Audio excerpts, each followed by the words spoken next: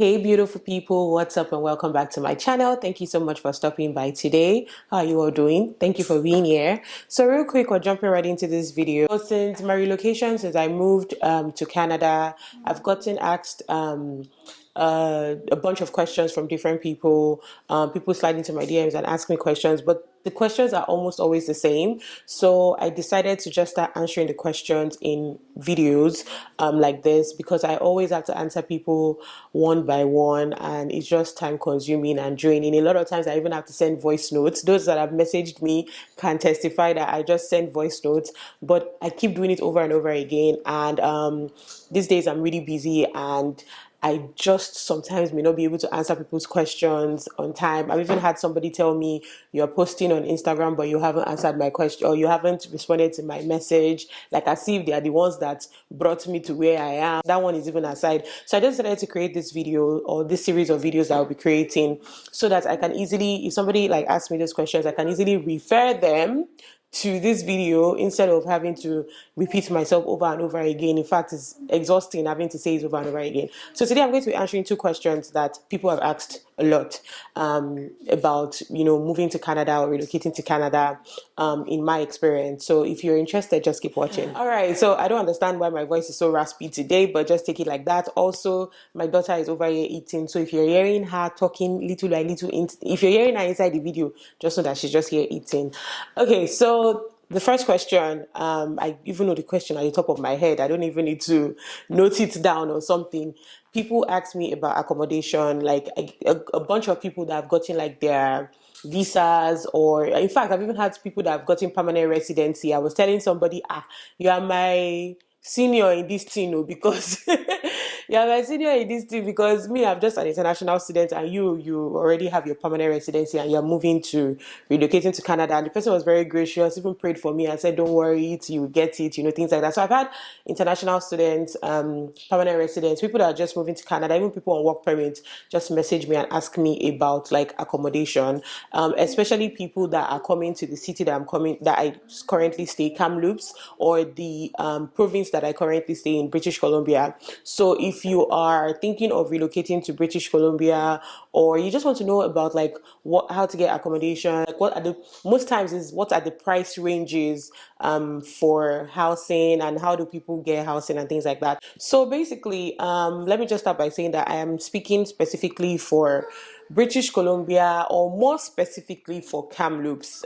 If you are in another province, or if you're thinking of going to another province, you can use this as an estimate. And I'm saying estimate because you should know that British Columbia is one of the most expensive provinces, if not the most. I don't want to say the most expensive in case I'm wrong, but I feel like it's one of the most expensive provinces in Canada. So if you can kind of know how much accommodation ranges for in this province, then even if you're going to another province, or even like if you're looking for how to get accommodation, then you can still use these tips and just have this at the back of your mind. Okay, so basically accommodation in Kamloops in British Columbia comes in different types depending on what you want. There are apartment buildings. I live in an apartment building. There are condos. There are I don't know, basements. There are different types of living situations, just depending on exactly what you want. You also have to have in mind that Kamloops is predominantly a student city because of the school that I attend, Thompson Rivers University. So it's mostly students. So there are people that are living here with their families and stuff like that are working here, obviously, but it's majority. I don't want to even say majority, but it's a lot of students. So it's a lot of student accommodation, student housing, and things like that. So a lot of people get to share apartments, get to share housing, depending on the kind of living situation that you want and your affordability. All right, so before we go far into this video, I just realized that I actually did not tell you guys how to search for apartments or the places that you get apartments, and I'm not going to assume that everybody just knows where to find accommodation, so this might be helpful to somebody. So first off, I would say start with the good old regular schmegular Google search. Just go on Google and search, I need apartments in this area, or I need houses or condos or whatever. If you want to be specific and put your price range, then you see different listings, realtors, agents, so many of them that will suit whatever you want. If you're buying, if you're renting, yes, some people come here to buy. So it just depends on what you want, and you would find that. The next best place is Facebook Marketplace. I got my apartment off of Facebook Marketplace. But I would say that please, you have to be very careful. There are a lot of scammers out there. I know people that have gotten scammed, so you have to be very careful. Make sure that you're going to look at the apartment. You're doing your viewing before you pay for an apartment, or whatever accommodation that you decide to go with. So Facebook Marketplace is a really good place to also search. You would see different places based on your affordability, and then you can narrow down and know where you want to go and do your viewings and listings and things like that. Some people also use Craigslist. I'm not sure it really works so well in Kamloops. It does. I've heard a couple of people use it, but it's not so popular. Kijiji is another site that people use to find apartments. You just go on there and search for what you're looking for. And what most people do also is that they just put it out there on Facebook or Instagram or Twitter or whatever social media that you have. Mostly I've seen on Facebook, people just type, "Oh, my family and I are coming," or "I'm coming. This is what I want. I want a 1 bedroom. I want a 2 bedroom." And you see people that will respond to you, especially if you put it in forum groups and things like that on Facebook in the neighborhood, or in the area that you'll be residing. So for you international students, I would strongly advise, while you're in Nigeria or in your country, your home country, that you join your school's Facebook page or Twitter page or Instagram page, and you'll be able to post things like that. And even when you join, there are people too that will be, advertising apartments and things like that. So you'll be on the lookout for that. Some schools also have WhatsApp group. My school also has a WhatsApp group for international students. We also have one for my program. So those are things that you take advantage of to get your apartment and get places, are nice affordable places that you would like to stay. If you're coming in and you're not an international student, you're on work permit, you're a PR holder, I would say that you should also join Facebook groups. There are groups for your city, like I think on Facebook you have Kamloops, people in Kamloops, people of Kamloops, things like that. So you just search for them on Facebook, you would find them, and then you can post in those groups that you're looking for accommodation, and hopefully somebody will be able to contact you, or they would even direct you to places where you'll be able to get affordable housing. So I hope this helps somebody. Okay, back to the actual video now. So for me, one of the biggest advice I always give people when it comes to accommodation is that, and you don't have to take it, honestly, it's just my own suggestion, is that you get here first before you get an accommodation. So I would suggest that you already plan to stay at an Airbnb or maybe a hotel. A lot of hotels around here have kitchenettes and things like that where you can cook and things like that. So I would suggest that you just plan yourself for like a week or a week and a half, like 2 weeks, to stay at a hotel, so that you can, you know, modular soja, like you can use your eyes to see what you want to pay for. Because there have been situations where people have rented apartments, they're even students, they've rented apartments thinking that it's close to campus, and they got here and it's so far away. They have to take 3 buses, and they're just like, what is this, especially during the winter time. I know people that they had to cancel the accommodation they were in and go and look for another accommodation, and they just wasted money, wasted deposit fee and things like that. So me, I would strongly suggest, if you're coming in as a worker, come and know where your office is, especially if you're not going to be driving, if you're going to be taking the bus. Come and know where your office is, so that you can know where exactly to get your apartment, which area, in wherever province that you are, to get your apartment, rather than just doing like a virtual tour of the apartment or a virtual tour of the place wherever you are, and then pay, and then you get here and you see that it's not comfortable at all. So that's my own candid opinion. If you like, take it. If you like, don't take it. But honestly, it worked best for us. I was in my family and I, we stayed at an Airbnb. We paid for about 2 weeks, but we were only there for, I think, a week and a half or so. We got our apartment and we liked the area. We already could see the commute to school and back, or to different places. It's close to our church, is close to my daughter's daycare. I had to consider all those things. Speaking of daycare, if you're coming with family, I strongly would suggest that you come and look at the apartment or the place where you want to get a place before you pay for it. Because depending on your kids and their ages, if they are younger, less than 5, they probably would go to daycare.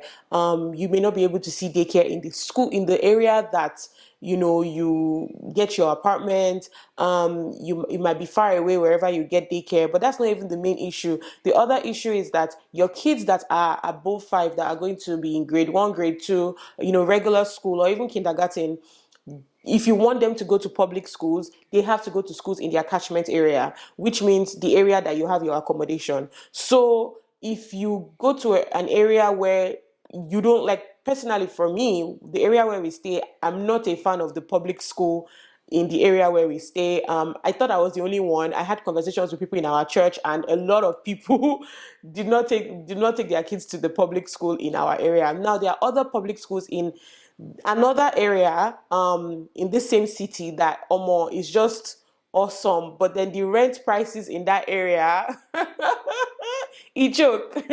You just have to come and know for yourself or see for yourself before you pay for whatever apartment or condo or house or basement or whatever that you want to pay for, basically. Now, to the nitty gritty, what a lot of people always want to know: how much do accommodation pretty much range for in a place like BC? Like I said, specifically in Kamloops, because I can't speak for other cities in BC, like Vancouver. Vancouver is really expensive. So maybe whatever I'm talking about Kamloops, maybe multiply it times 2, maybe, I'm not sure, or times 1.2 or times 1.5. So typically in Kamloops, a 2-bedroom apartment typically ranges from 1,700 Canadian dollars to 2,300 Canadian dollars. I might be wrong, I may not be wrong, but from my own investigation, from when we were looking for apartments, those were the ranges that we were seeing. And like I said, it depends on the area that you're trying to get this apartment. So yes, 2 bedrooms typically range from 1,700. I'm being careful. I don't want to say 1.6. I've seen a couple of 1.6, but so let me just say between 1.7 and 2,300 Canadian dollars. Yes, that's a typical 2-bedroom apartment. 1-bedroom apartments are for some reason more expensive. And when I say more expensive, it's when you compare it to a 2-bed, right? So you'll be seeing 1 bed for like 1.6 in some places, depending on if it's downtown, if it's not sure. It just like I've also seen 1-bedroom apartments for 1.4, 1.5, but typically I would say they range between 1.3, 1.4, and 1.6 for 1-bedroom apartments. And this might or may not include utilities, and utilities being like, I think the only utility I pay here is just internet and BC Hydro, which is my electric, like electricity fees. That's all the utilities that I pay here. But in some places, you may have to pay for trash, for garbage. In some places, you may have to pay for water. In some places, there are different strokes for different folks, but just have it at the back of your mind.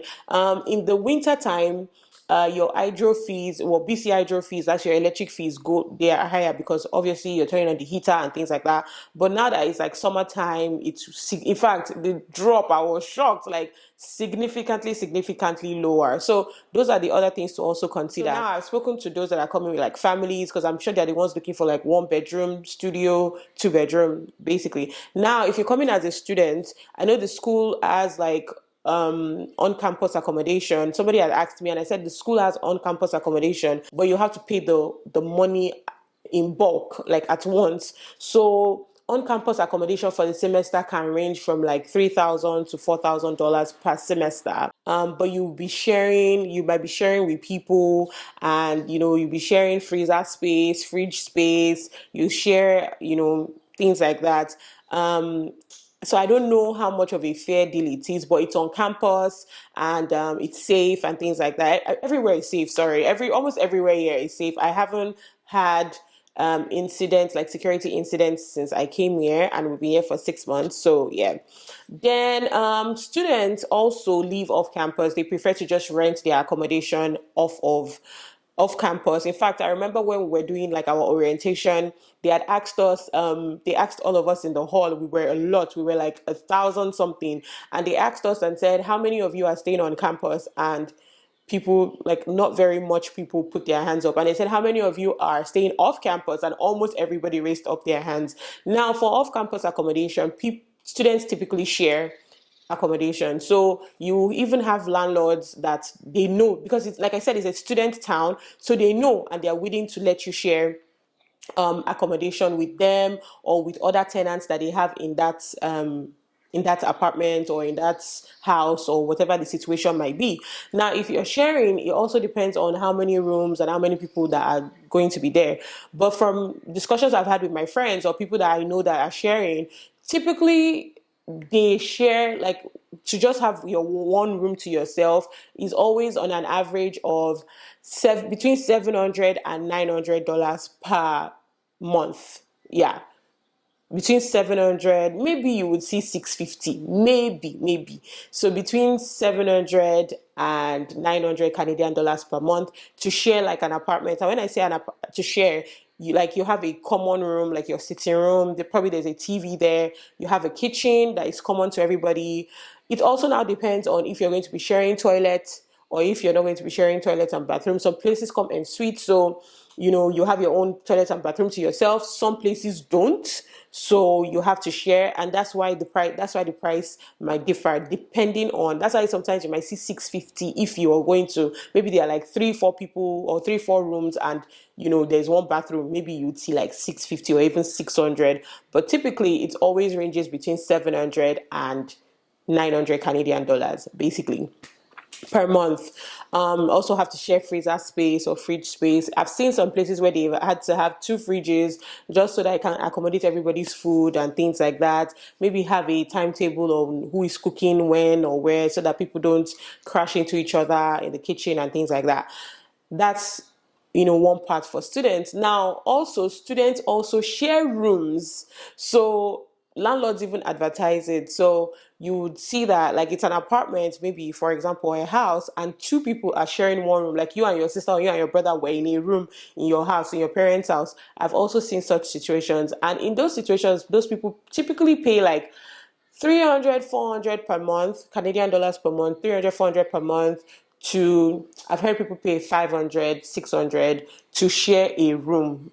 Yeah, students got to do what they got to do because they have to pay school fees, they have to do this, they have to do that. So yeah, that's typically the whole accommodation situation for students. Like I said, it also has to depend on if you're bringing family, if you're not bringing family, if you're coming alone. Those that are coming alone, I just advise you just share. Honestly, if I came alone, I'd be sharing an apartment, probably not sharing a room, but sharing an apartment with somebody. It just makes life much easier, because paying 800, 700 Canadian dollars per month compared to having to pay for 2 rooms or living by yourself, you're paying 1.6 or 1.5. It's just, just my own preference. So yeah, now to the second question that people have been asking me, and I don't know why people are asking this question, is what benefits do international students get in Canada? And the question, anytime I see it, I'm like, benefits care. Is somebody advertising benefits anywhere? There are no benefits. The only benefit that you have is that you're coming to school. That, like, sometimes I try to think about it, like, is there something I don't know? I stand corrected. If somebody knows something, please leave it in the comment section down below. But there is no benefit.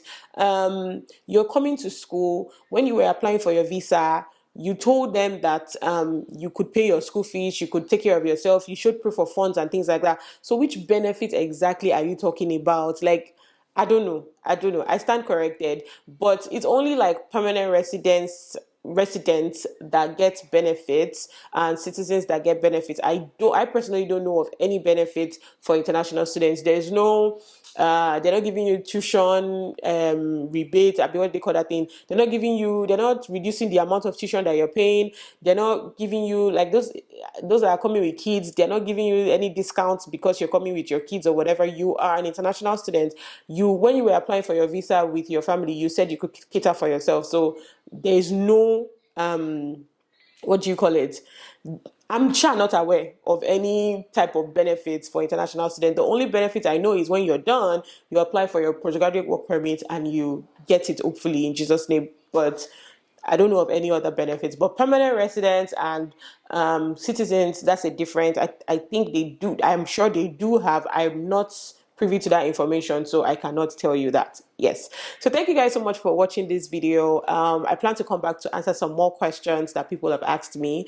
I'll just be answering it in bits for you guys to just know, in case you're deciding if you want to relocate to Canada or you want to come to school in Canada, you're living in the UK, in Nigeria, wherever you're living in, and you're just trying to compare things in order to make an informed decision. And yeah, so if you live here in Canada, if you live in another province, please, what are the rent rates?